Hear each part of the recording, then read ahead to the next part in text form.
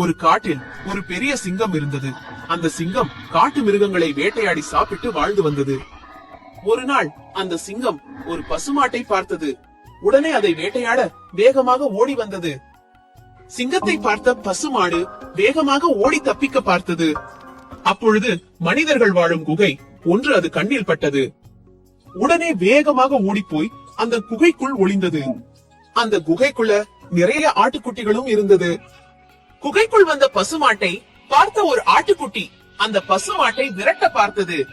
ஓடி வந்து பசுமாட்டை முட்டி வெளியே போ என்று சொல்லியது. ஆனால் சிங்கம் வெளியில் இருக்கிறது என்று அதனால் பசு அமைதியாக இருந்தது. ஆனால் ஆடு தொடர்ந்து பசுமாட்டிற்கு தொந்தரவு கொடுத்தது. அப்பொழுதுதான் அந்த பசுமாடு சொன்னது, நான் அடைக்கலம் தேடி வந்ததால் உனக்கு நான் சின்னவனா தெரிகிறேனா? கொஞ்சம் பொறு, வெளியே இருக்கிற சிங்கம் போகட்டும், என்னுடைய பலத்தை நான் காட்டுகிறேன் என்று சொல்லியது. நீதி பிறர் துன்பத்தை சாதகமாக்கிக் கொள்வது தீய செயல்.